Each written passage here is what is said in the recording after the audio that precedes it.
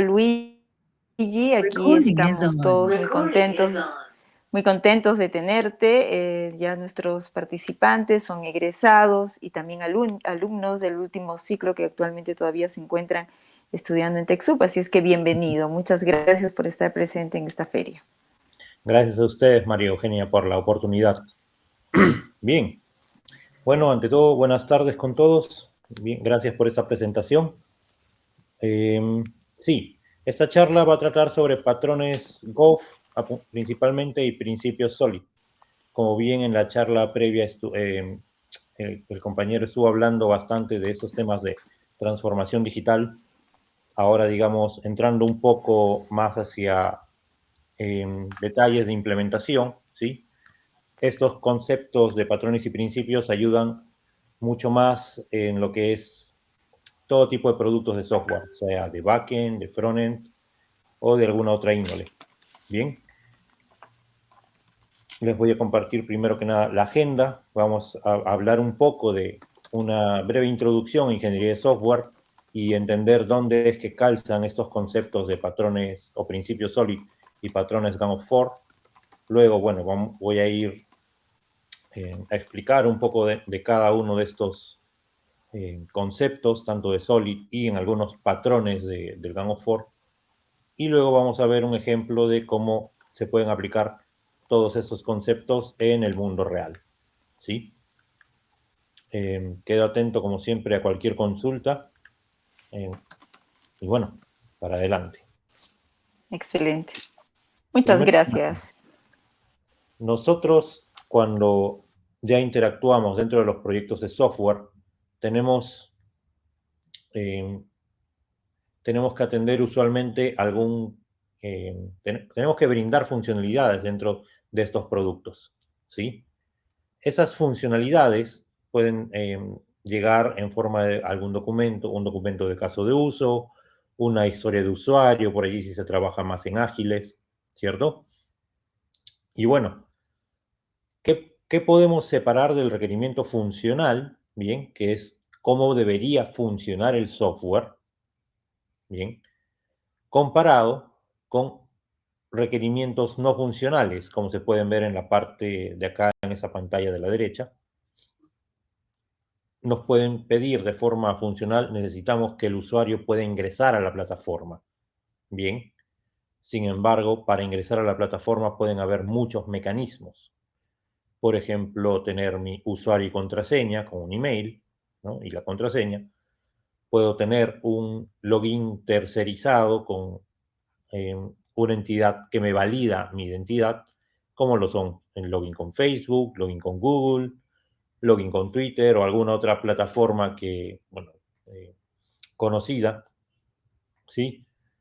Y el login no se queda allí, esa funcionalidad puede ser más grande con el tema de olvidarse, si te olvidas la contraseña para intentar recuperarla, o inclusive esa casilla de recordatorio. Si bien estamos hablando de requerimientos funcionales o el requerimiento funcional de fondo sería, necesitamos que el usuario pueda entrar a la aplicación, o pueda loguearse a la aplicación, pueda dar un inicio de sesión. Hay requerimientos no funcionales aquí que están implícitos. Bien, en este caso los requerimientos no funcionales apuntan a lo que es la seguridad. ¿Cómo podríamos validar que este usuario efectivamente es quien dice ser, que no están impersonando a otra persona, por ejemplo? ¿O cómo sabemos que quien está ingresando sus credenciales en esa casilla o en esas dos casillas, eh, sus credenciales no podrán ser robadas por un tercero o un intermediario? ¿Sí? Esos requerimientos no funcionales usualmente son implícitos, no se mencionan, ¿sí? Entonces, allí es donde nosotros apuntamos, digamos, con la arquitectura de software, porque nosotros podemos dar una implementación. Yo sé que esto va a sonar un poco en broma, pero podríamos implementar, almacenar la contraseña en texto plano, lo cual es una terrible práctica, pero eso haría que funcione, ¿cierto? Mi código funciona, y atiende el requerimiento funcional. Bien. Sin embargo, como desarrollador, ¿es esto suficiente? Estaría bueno que yo implemente, digamos, almacenar la contraseña en texto plano, porque el login va a funcionar. Entonces, allí es donde entran estos elementos no funcionales, también conocidos como atributos de calidad, como lo que es el performance, la escalabilidad, la confiabilidad de mi sistema, la disponibilidad de mi sistema, si está, que voy a ir, perdón, poco a poco. Performance, que es qué tan rápido responde mi sistema. Se demora una funcionalidad, se demora un segundo en responder, se demora 5 segundos en dar una respuesta. Parte del performance es qué tan, qué tan rápido funciona el sistema cuando hay varios usuarios usando mi sistema a la vez. ¿Sí? Se comporta igual cuando hay 10 usuarios usando mi aplicación web, por ejemplo, o hay 100 usuarios usando mi aplicación web, o más usuarios, 1000, 2000, etc. Escalabilidad. ¿Qué tan fácil se puede escalar esta aplicación? Si yo aumento, por ejemplo, ante un problema de performance, que si hay 1000 usuarios conectados a mi aplicación y se degrada, el sistema comienza a responder más lento, ya no devuelve la respuesta en medio segundo, sino en un segundo o 2 segundos. Bueno, ¿cómo podría resolver eso? Escalándolo. ¿Qué tan fácil o qué tan escalable es mi sistema? Basta con agregarle más recursos de RAM, de CPU, de disco duro. ¿Qué pasa si yo despliego mi aplicación en 2 nodos y creo un clúster? Se puede hacer, digamos, fácilmente, es viable, a eso responde la escalabilidad. La confiabilidad, por ejemplo, eh, si yo estoy haciendo una transacción de descuento de dinero, si yo hago el retiro de dinero, pero la máquina, digamos, la máquina de expendedora de dinero se malogra justo en el momento en que yo puse retirar mi dinero, ¿será que mi dinero se descontó realmente de mi cuenta bancaria o no? Eso responde la confiabilidad. Lo que esperamos es que no se descuente porque no tengo mi dinero en la mano. Disponibilidad. ¿Qué tan disponible o cuánto tiempo del año está disponible mi aplicación? O viéndolo desde el otro lado, ¿cuánto tiempo en el año mi aplicación está abajo y no se puede usar?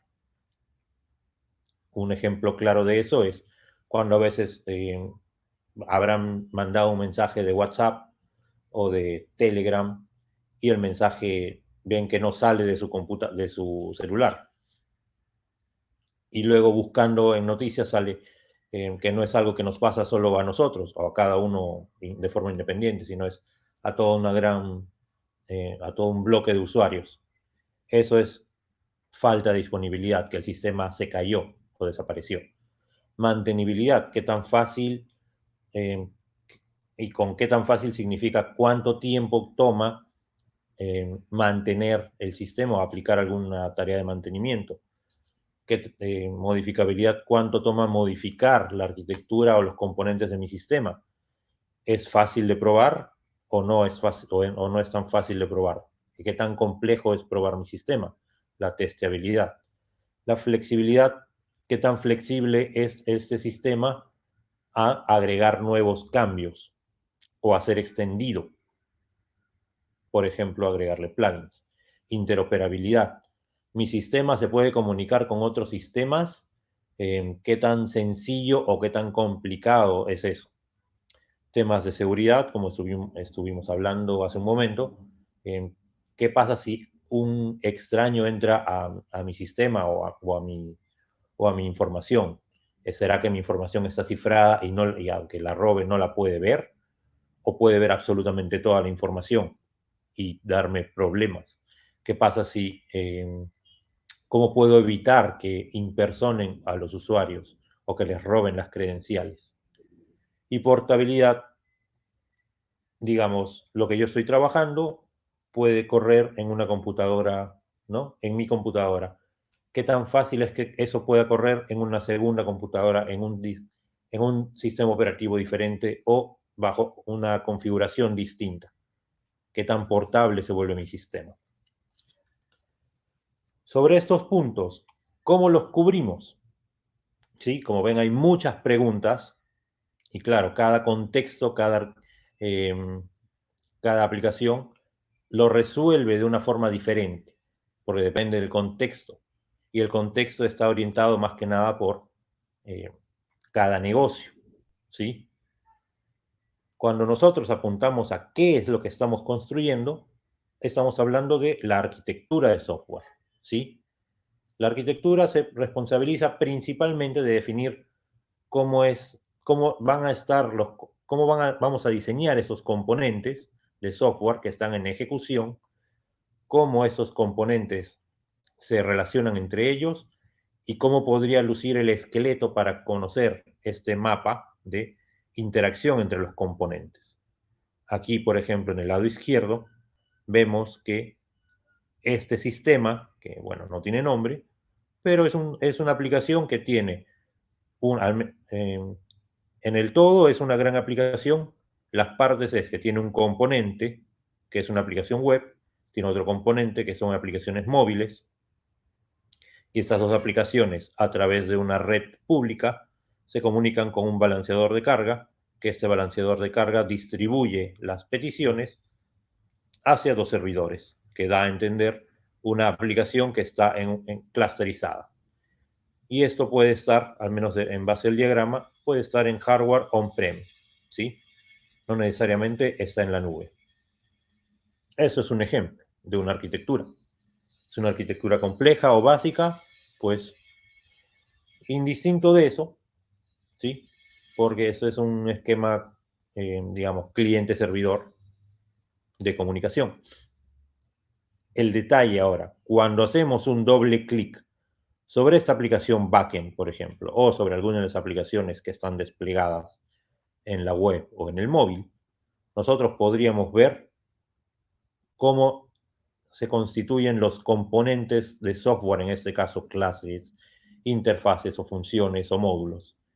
Y esa relación al interno, ¿sí?, de estos componentes más pequeños es el cómo lo estamos construyendo.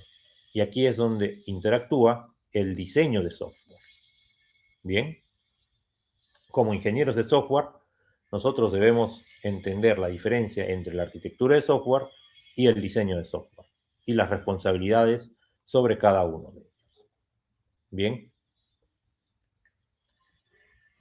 Ahora, los patrones y principios, ¿dónde nos ayudan? ¿Dónde encajan dentro de toda esta figura? Pues, bueno, primero vamos a ver qué son.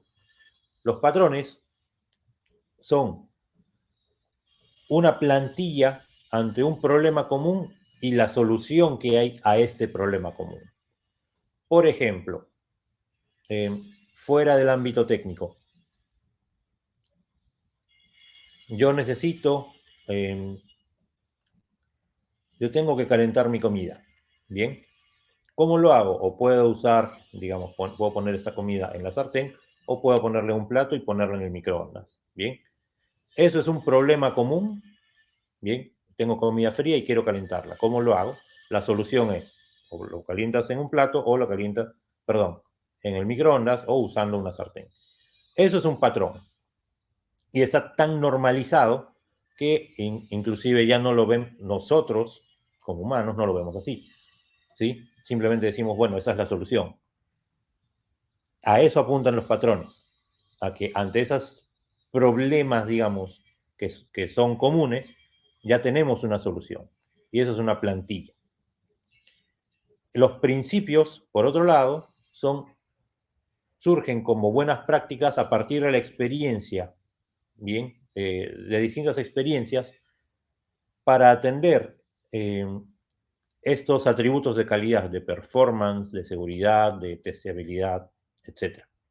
Bien, sobre el diseño de los componentes, es decir, sobre esta parte de la derecha. ¿Sí? Bien. Los principios y los patrones explican básicamente cómo es que nuestro diseño, nuestras clases, interfaces, etcétera, deberían lucir e interactuar. Bien. Ahora, estos patrones y principios aplican o deben ser generales para distintos paradigmas o distintos lenguajes de programación, ¿sí? Con lo cual, el código es muy específico, digamos, código en Java, código en .NET, código en Python y otros lenguajes, tienen su forma específica de cómo implementar estos patrones y principios. Bien, entonces, sirven como una base para entender más aterrizado cómo funcionan los patrones y principios, pero no debería ser la guía principal. Bien, la guía es más que nada entender el concepto. ¿Cuál es el problema común? ¿Cuál es la solución? Y el código son ejemplos, ¿sí? Bueno, paso a la parte de Solid. O bueno, perdón, antes de eso, mencionar Solid es un conjunto de principios, Gang of Four, que son los patrones de diseño, que es lo que vamos a hablar en esta conversación, pero no son los únicos, ¿sí? Por ejemplo, hablando de principios, también tenemos a Grasp. Hablando de patrones, tenemos patrones de concurrencia, cuando implementamos sistemas multiconcurrentes. Tenemos patrón Unit of Work. Hay otro patrón que se usa cuando diseñamos soluciones web, podemos usar ese patrón de Front Controller, o cuando diseñamos ciertas interfaces, podemos diseñarla como una interfaz fluida. Ese es otro patrón de diseño. Y bueno, hay más. Y los que vamos a ver nosotros, que son los principios SOLID y los patrones y algunos patrones de GOF, pues son resultado de la experiencia y de lo que han comentado lo que han vivido varias personas en el mundo del software, ¿sí? Todos los patrones no están descubiertos, por así decirlo. Cada vez surgen más patrones y sus soluciones. Bien. Bueno, vamos a ir con Solid. Solid es un conjunto de 5 principios, cada uno que representa cada letra de este anagrama, Solid, donde comenzamos con la S, que es la responsabilidad única. En el caso del software, como responsabilidad única, deberíamos hacer, o cada componente de software, cada clase, debería tener una única responsabilidad, o apuntar a trabajar sobre un solo elemento, ¿sí? Como ven acá, digamos, para entender esto de responsabilidad única, aquí había claramente una única responsabilidad, pero, bueno, se equivocaron. En el software también puede pasar, ¿sí? La idea es detectar esos puntos y que nuestros componentes efectivamente solo respondan o solo atiendan un conjunto eh, de funcionalidades asociadas sobre un mismo elemento. Bien, el patrón abierto-cerrado, open-closed, significa que nuestro software, si nosotros estamos creando software que no que por ejemplo va a llegar a un cliente y estos clientes o estos usuarios pueden agregarle funcionalidad, ¿sí? En esos casos, nuestro software debería estar abierto a extensión, a ser extendido, por ejemplo, mediante plugins, y debería estar cerrado a ser modificado. Bien. Sucede que ojo, este principio lleva a algunos puntos de confusión. Por ejemplo, este principio no significa que si yo tengo una clase y me piden agregarle un cambio, debo crear una extensión de esa clase y el cambio ponerlo en esa extensión. A eso no apunta ese principio.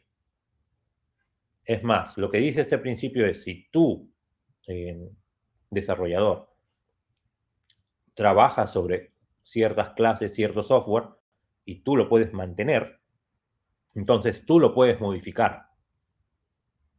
Pero cuando ese software deja de estar en nuestras manos, cuando lo entregamos a algún cliente, este cliente no debería poder modificarlo, esos usuarios. Y si quieren agregar funcionalidad adicional, lo deberían hacer mediante puntos de extensión, que se definen usualmente con interfaces. Bien. El principio de sustitución de Liskov. Este principio apunta a que si nosotros tenemos una subclase, ¿sí?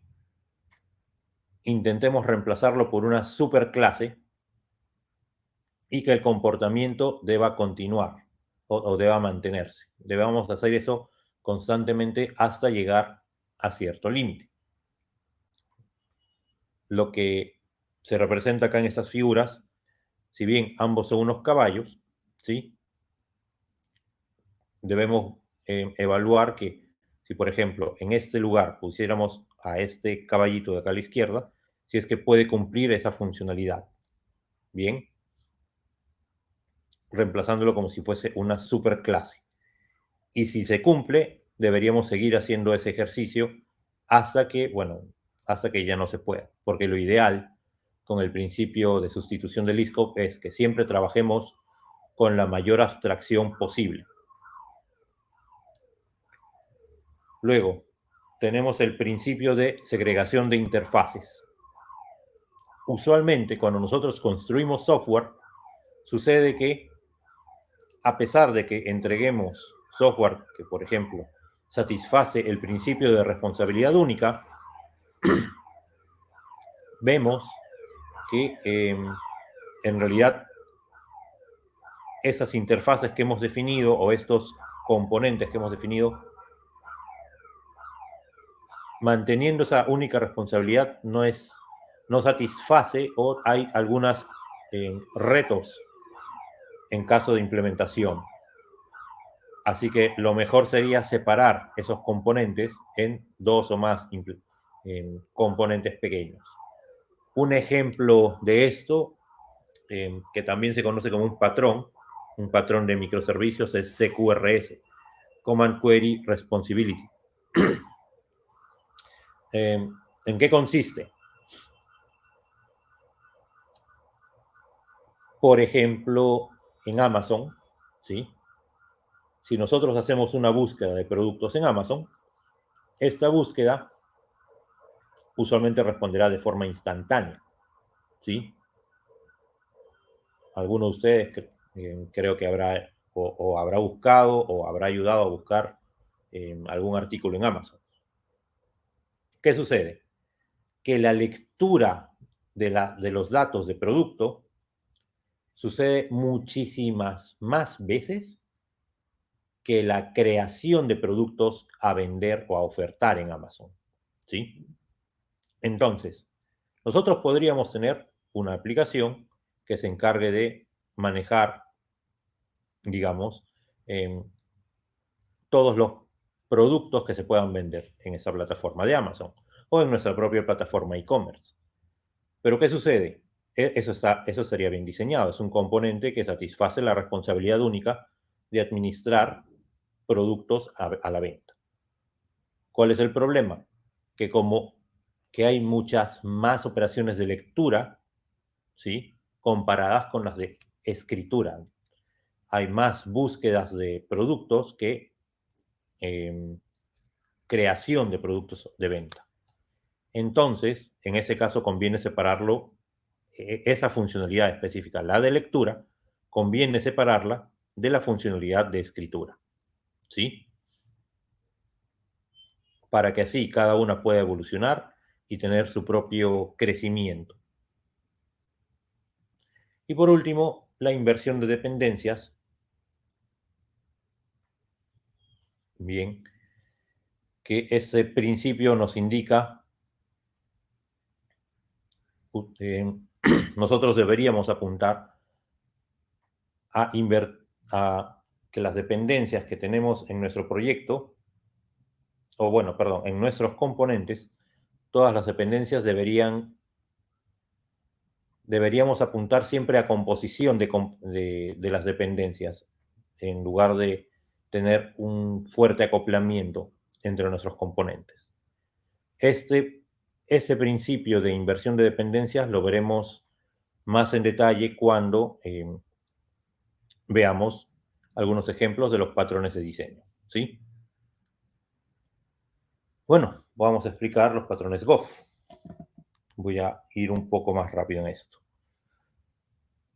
De los patrones GOF, en realidad surgen como 4 personas, que es el Gang of Four, bien, 4 expertos de software hace ya creo que 20 años, un poco más, se juntaron, tuvieron una charla, un análisis, bien, en profundidad de varios problemas que tuvieron ellos en distintos proyectos de software y cómo los solucionaron.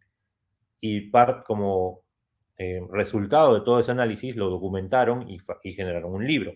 Publicaron este libro que se llama Los patrones del Gang of Four. Y allí mencionan estos más de 20 patrones agrupados en 3 grandes bloques: patrones creacionales, patrones estructurales y patrones de comportamiento, en los cuales se han marcado o se han resaltado algunos patrones que veremos en esta charla, como son el Factory Method, Strategy y Template Method. Bien, no son los únicos, pero son de los más usados. Bien, hay más patrones interesantes como Prototype, Builder, Adapt Bridge, Proxy Decorator, Facade, Chain of Responsibility, etc. Y todos ellos que tienen su ámbito de uso. Bueno, vamos a revisar Strategy. Strategy sirve para definir una familia de algoritmos, bien, donde yo tengo una serie de pasos, sin embargo, hay un paso que yo quiero ejecutar que no sé en qué consiste. Entonces, ese paso, esa incógnita, indico yo que va a ser una estrategia, que no la conozco en este momento, pero el cliente será quien define esa estrategia, quien defina cómo se debe implementar ese paso. Y esa definición es el patrón strategy, ¿sí? Por ejemplo, yo puedo tener este viajero que quiere ir al aeropuerto y tiene múltiples estrategias para llegar al aeropuerto. Puede ir en su propio carro, puede ir en taxi, puede ir en bus. Bien, entonces él debe escoger cuál es la mejor estrategia, en este caso, bien, cuál es el mejor tipo de transporte o la estrategia, basado en cuáles son los costos, cuál le conviene más, cuánto tiempo estará en el tráfico dependiendo de cada uno de estos métodos, si tiene mucho paquete o no tiene muchos paquetes por llevar, etc. Bien, y acá lo importante es que es el cliente, digamos, esta clase o componente de acá, quien define cuál va a ser la estrategia que va a usar o para complementar ese paso a seguir todo el algoritmo. Bien. Template Methods. Template Method sirve como una, bueno, su mismo nombre lo dice, como una plantilla. Tenemos todo un proceso, bien, y este proceso tiene una serie de pasos a seguir. Digamos, paso 1, paso 2, paso 3, paso 4. Y pueden haber decisiones dentro de ese proceso. Y Template Method lo que dice es, vamos a definir todo ese proceso base en una clase, en una superclase. Y luego vamos a dejar que las subclases puedan sobreescribir o dar detalles sobre esos pasos, ¿bien? O sobre algunos de esos pasos. Un ejemplo es que podemos tener una estructura, digamos, queremos crear una casa o una construcción. Lo que haría el template method o la superclase en este caso, sería crear la estructura base para definir esa construcción.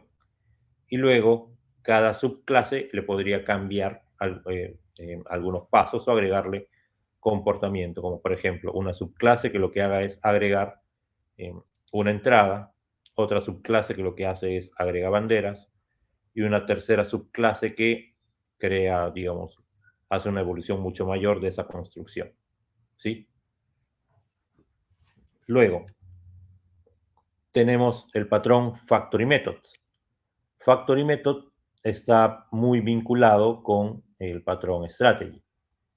Sucede que nosotros podemos tener un producto, se le conoce como producto a este componente de acá, a esta interfaz, y ese producto puede tener, bueno, por lo menos dos formas dos definiciones de ese producto. Por ejemplo, tenemos, como dice acá, un transporte, y hay dos formas de transportar, bien, un paquete, que puede ser por un camión o puede ser por barco, ¿sí? Pero para nosotros, digamos, leyéndolo como una abstracción, es un transporte. ¿Qué es lo que queremos? Queremos encapsular, llevar a un solo lugar la lógica para poder crear, definir si tenemos que usar el camión o si tenemos que usar el barco como medio de transporte. Esa lógica estará en lo que sería esta clase Transport Factory dentro del método Create, que a partir del, del paquete que recibe crea el medio de transporte apropiado. Y lo que devuelve sería la abstracción, ¿sí? Bueno, ¿cómo es que aplicamos esos patrones en el mundo real? Vamos a hablar de un caso de estudio. Esto sucedió, bueno, nos pasó en donde yo trabajo, aquí en Globant, hace años, trabajando para un cliente que provee energía eléctrica, lo que sería un símil de Edelnor, digamos, o de, bueno, Enel, o de Luz del Sur acá en Perú. Ejemplo, se tiene que crear una factura eléctrica, bien, de consumo eléctrico. Para esa factura de consumo eléctrico hay planes, bien, que dependen del domicilio. Un ejemplo es una tarifa base que lo que hace es mide cuántos kilowatts has consumido en un periodo, por ejemplo, del 20 de agosto al 19 de septiembre, cuántos kilowatts has consumido allí en el hogar, y luego lo multiplican por una tarifa, que es el precio del kilowatt por hora. Y eso devuelve cuál sería el precio que aparecerá en tu factura. Un segundo plan es un plan por horas. Por ejemplo, en los edificios, usualmente en edificios de oficinas, no de casas, sino más de oficinas, el costo de la electricidad varía por cada hora, donde en las horas, digamos, en las horas de trabajo, usualmente en las horas de la mañana, el costo es mucho menor, porque se sabe que hay un fuerte consumo de electricidad. Es posible que al mediodía el precio sea el menor precio en todo el día, ¿sí? De 12 a 1 de la tarde. Sin embargo, a partir de, digamos, las 7 u 8 de la noche, el costo de la electricidad en ese edificio se puede incrementar, se puede duplicar o triplicar, o bueno, tener un precio mucho mayor hasta, digamos, las 7 de la mañana del día siguiente, porque se supone que en esas horas ya no debería haber menos carga de personas, es decir, menos personas usando la electricidad en el edificio. Y es como una especie de penalización. Así que en ese tipo de facturación, básicamente hay un periodo de tiempo, nuevamente del 20 de agosto al 19 de septiembre, y se tiene guardado cuánto se ha consumido, cuántos kilowatts se han consumido en cada hora de todos los días de ese mes o de ese rango de fechas, y luego el precio de cada una de esas horas. Y se hace la multiplicación de kilowatts por cada precio en cada hora, se hace toda una suma y eso genera la factura eléctrica. El tercer tipo es una tarifa plana, que, bueno, eso no sé si sucederá mucho en Lima, pero en el cliente donde trabajábamos nosotros, habían clientes que usualmente que estaban en un plan base, que por ser muy buenos clientes eh, y bajo otro tipo de criterios pasaban a una tarifa plana, ¿sí? Es decir, no importa si consumen mucha o poca electricidad en el mes, siempre van a pagar un mismo precio. Bien, hasta allí las reglas, entonces nos piden a nosotros diseñar un microservicio, bien, que pueda determinar o ayudarnos a generar las facturas. Pues para esto vamos a ir a esa situación. Creamos o nosotros definimos un servicio de facturación que va a delegar la generación, la creación de las facturas a una estrategia, ¿sí? Esa estrategia es el plan de facturación. Como vimos acá, tenemos estos tres planes, se ven reflejados acá. En cada plan hay un plan base, un plan por horas y un plan de tarifa plana, ¿sí? Esos tres planes en realidad se pueden abstraer dentro de este componente de acá, que sería una interfaz, ¿sí?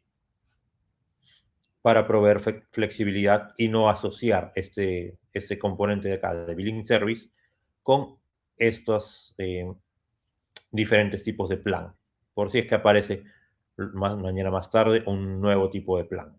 Bien, sino que se asocia solo con esa interfaz, con esta abstracción.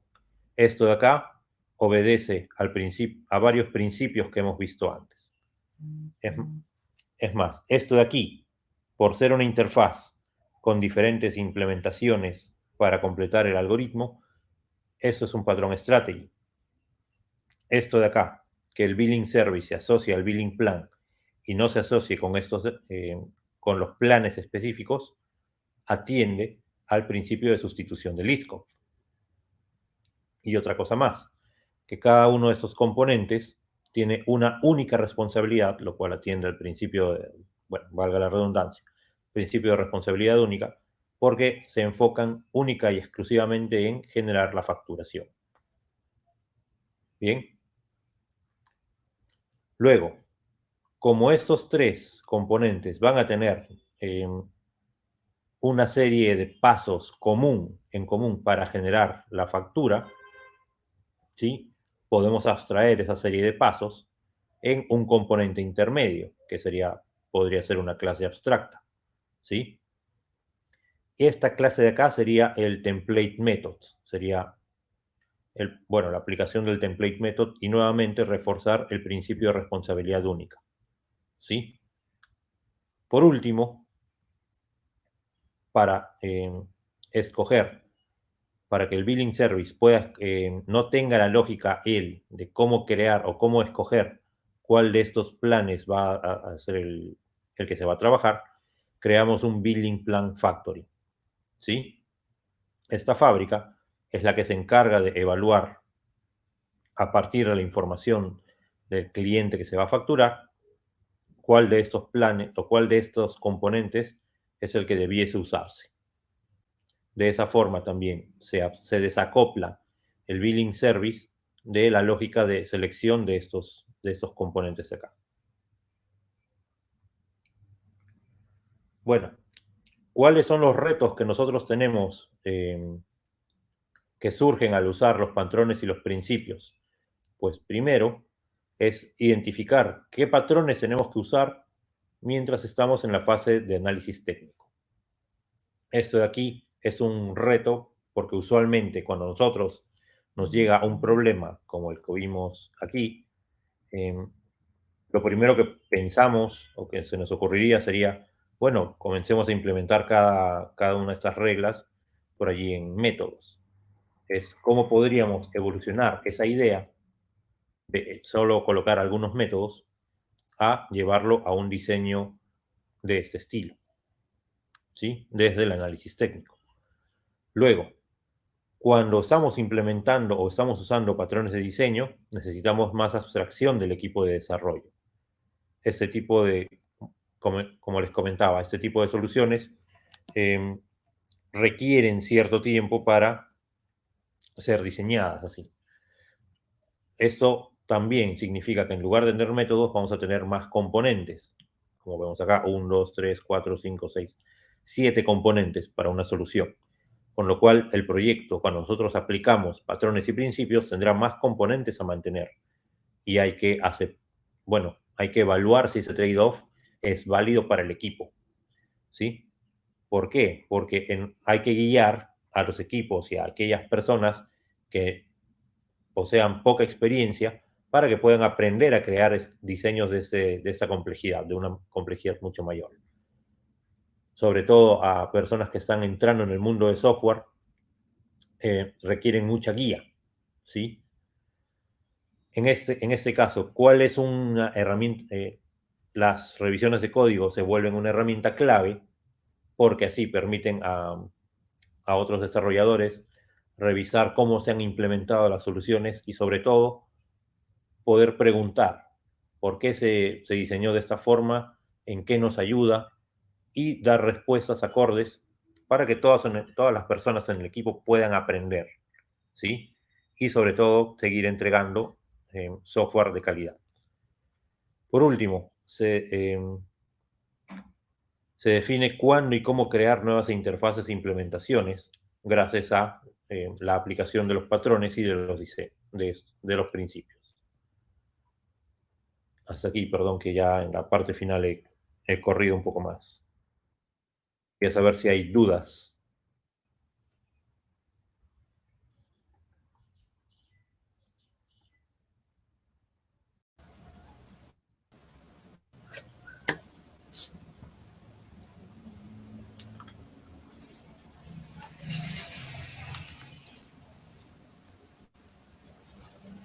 Perdón. Bueno, Sí. A ver, bueno, ahora sí. no, Sí, te escucho. Dale, dale, Alexander. no, bueno, quería Sí, agradecerle, más que sí. todo por la A ver, charla. Ujú. Eh, ha sido muy enriquecedora la información. Bueno, sobre todo por el tema de que ahora el software es algo que está yendo muy de la mano, sobre todo acá por la parte de Latinoamérica, a pesar de toda la revolución tecnológica que ya está existiendo, ¿no? Entonces, yo invito a parte de los compañeros o las personas que se encuentran ahora mismo en la sala a poder formular preguntas aquí con nuestro invitado Luigi, cualquier tipo de preguntas, ¿no? Todo enfocados a lo que es principio Solid y los patrones GOF.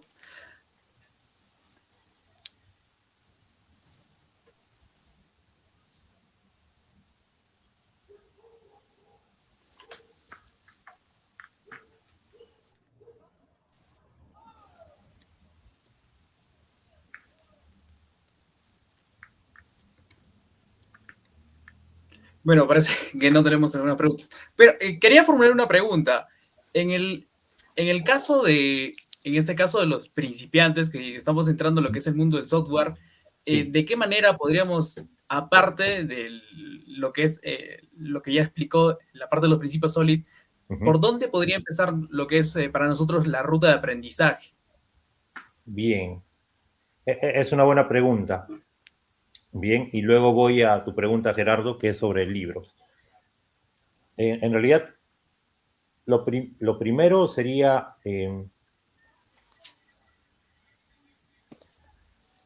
cuando nosotros tenemos una solución, bien, y sobre todo cuando ya está funcionando, bien, eso lo digo cuando uno está aprendiendo, cuando implementamos una solución y luego bueno, implementamos nuestra historia de usuario, lo hemos entregado a tiempo y si por allí nos queda podríamos reflexionar sobre esa solución. ¿Cómo lo podría hacer mejor? Surgiría la primera pregunta. ¿Cómo lo podría hacer más flexible? Usualmente va por el lado de, ¿lo puedo probar rápido? ¿Me cuesta probarlo? ¿Cómo podría trabajar yo, ver más de esto? ¿Cómo podría hacerlo más flexible? Usualmente surge esto con ejemplos, ¿bien? Con ejemplos que vemos en otros proyectos. Yo allí algo que sugiero bastante es ver eh, cómo se implementan estos patrones en otros lados. Aquí les voy a dar un momento un enlace que a mí me ayudó bastante.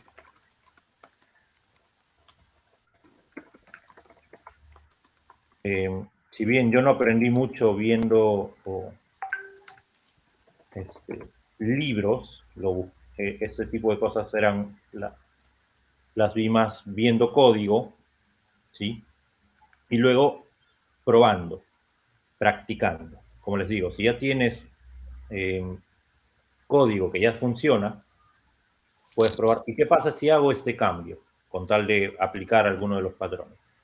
¿Qué pasa si yo siempre estoy usando clases? ¿Qué pasa si usara una interfaz y dejo de trabajar directamente con clases y comienzo a usar más interfaces? Por allí es donde uno empieza toda esta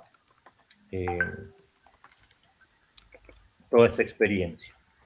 Allí pongo una pregunta que es de Stack Overflow, que a mí me ayudó bastante y que muestra, digamos, patrones de diseño, en el caso, como yo les digo, de Java, que es donde tengo más experiencia, cómo se pueden ver los patrones, el GOF, el patrón Abstract Factory, Builder, Strategy, cómo están implementados dentro del lenguaje Java, sin usar frameworks, por así decirlo. Luego, si bien hay bastante literatura que van a encontrar en Internet, un lugar muy interesante es ver o leer proyectos open source, ¿sí? Por ejemplo, el framework Spring, si trabajan con Java. En el caso de Node está Nest.js, que son frameworks muy maduros que ayudan a resolver problemas de muchas empresas, y podríamos nosotros ver cómo están construidos esos frameworks. Al comienzo cuesta mucho, es la verdad. A mí me costó bastante cuando estaba iniciando a entender por qué hay tantas interfaces, por qué lo hacen tan complejo, decía yo. Pero poco a poco fui entendiendo y sobre todo pude ir aplicando eso en mis propios proyectos, en mi propio trabajo. Y al final es eso, es practicar. Luego surge, ¿sí? Espero que bueno, eso les ayude. Sí. Listo, muchísimas gracias. De nada. Claro, Gerardo nos dice si tiene algún libro que recomiende sobre patrones. Bien. A ver. Como les digo, la literatura está principalmente en Internet, porque libros... Conozco un libro que puede complementar el conocimiento de los patrones, ¿sí? Denme un momento. Perdón.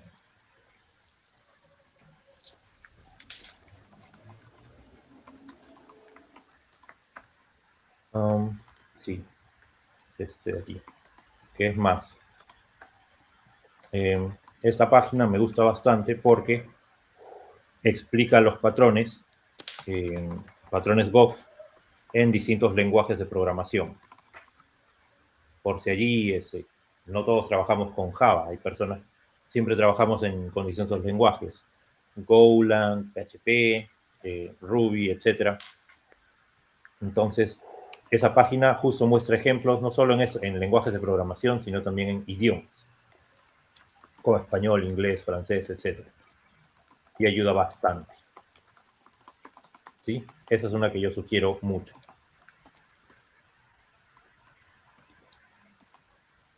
Y luego el otro libro que quería sugerirles es luego es Clean Code. Este libro, si bien no habla específicamente de patrones, complementa mucho el conocimiento y aplicación de patrones y principios.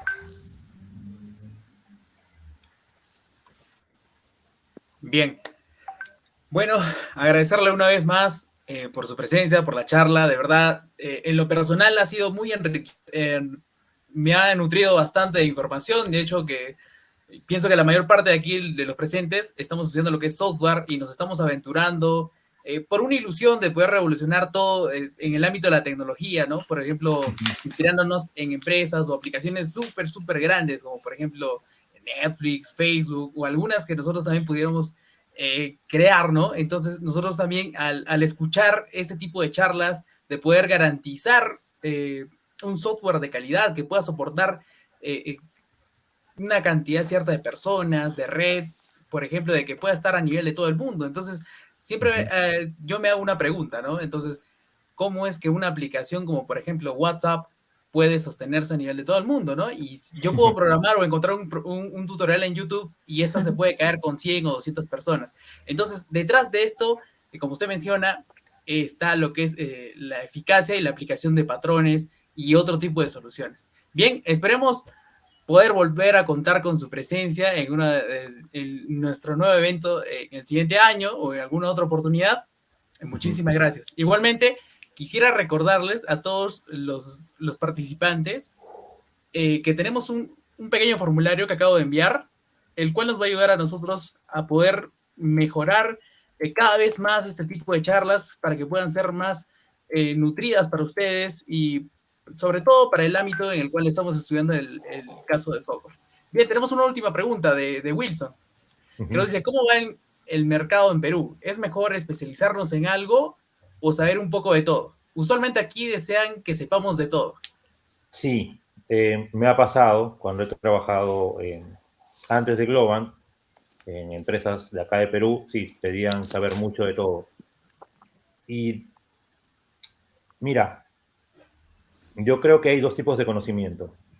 Puedes conocer 1 kilómetro a la distancia y 1 kilómetro en profundidad. Lo que ayuda es tener ambos. Tienes que conocer un poco de todo, pero hay una de esas partes o algunas de esas partes donde comienzas a profundizar. ¿Sí? Si bien yo sé que en el mercado peruano piden aprender de todo un poco, que sepas un poco de base de datos, un poco de un lenguaje de programación, un poco de ciertas cosas. Es más, como mencionaron en la charla previa a mí, no sabían mucho del mundo móvil, entonces buscaban personas que quieran aprender del mundo móvil y que se quieran meter más en el mundo móvil. ¿Sí? Yo creo que actualmente el mercado mundial, más que apuntar solo al mercado peruano, el mercado mundial requiere mucha gente especialista. Especialista, más que en un lenguaje de programación, es en dar soluciones. Y una solución se ve desde distintos frentes. Por eso les sugiero nuevamente el conocimiento a lo largo, sepan un poco de cómo funciona mobile, cómo funciona Big Data, cómo funciona bases de datos, y comiencen a buscar cuál sería su nicho. Y sobre eso especialícense. Y clave es el idioma inglés.